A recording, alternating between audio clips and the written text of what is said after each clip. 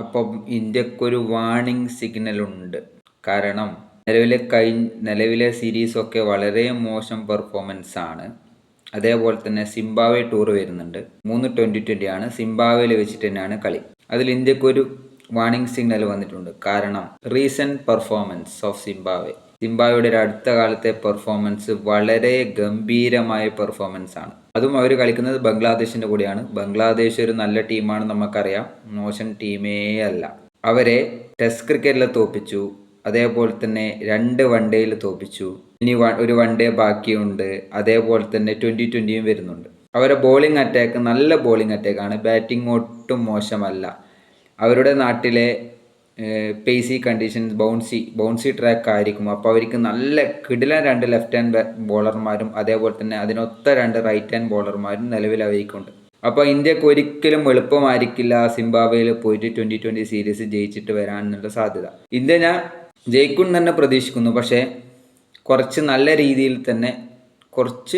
രീതിയിൽ കളിച്ചാൽ മാത്രമേ ജയിക്കാൻ പറ്റൂ.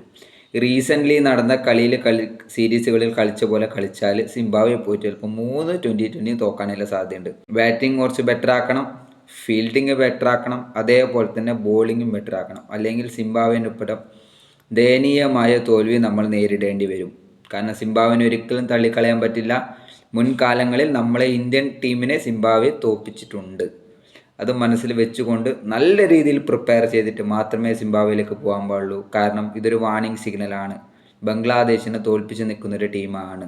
ആ ഒരു വൺഡേയും കൂടെ ജയിച്ചാൽ ക്ലീൻ സ്വീപ്പായിരിക്കും. 3-0 വൺഡേ സീരീസ് ജയിക്കാൻ പറ്റും. അതേപോലെ തന്നെ അവർ ആദ്യത്തെ വൺഡേ സിംബാബ്വെയാണ് ഫസ്റ്റ് ബാറ്റ് ചെയ്തത്. ഞാൻ സ്കോർ ചെക്ക് ചെയ്തതാണ്. 70 റണ്ണിന് 8 വിക്കറ്റാണ്. ഞാൻ 100 റണ്ണ് പോലും തേക്കില്ലാന്ന് വെച്ച സിംബാബ്വെ 70 റണ്ണിന് 8 വിക്കറ്റ് പോയി. അവിടെ നിന്ന് അവർ ബാറ്റ് ചെയ്ത് ആ 2 വിക്കറ്റ് കൊണ്ട് അവർ കളി എത്തിച്ചത് 141 റണ്ണ്. എന്നാലും ജയിക്കില്ല. ബംഗ്ലാദേശ് കൂളായിട്ട് ജയിക്കും. എന്നിട്ടും ബംഗ്ലാദേശിന് 116 റണ്ണിന് ഓൾ ഔട്ടാക്കി. 116 റണ്ണിന് ഓൾ ഔട്ടാക്കിയിട്ട് സിംബാബ്വെ കളി ജയിച്ചു. അതേപോലെ തന്നെ രണ്ടാമത്തെ വൺഡേയും ഭേദപ്പെട്ട സ്കോറാണ്. പക്ഷെ എന്നാലും അത് ബംഗ്ലാദേശിന് ജയിക്കാൻ പറ്റുന്ന സ്കോറായിരുന്നു. പക്ഷേ ബംഗ്ലാദേശിന് ആ കളി അവർ തോൽപ്പിച്ചു. അതേപോലെ തന്നെ ടെസ്റ്റിൽ ചെറിയ ജയമല്ല. 85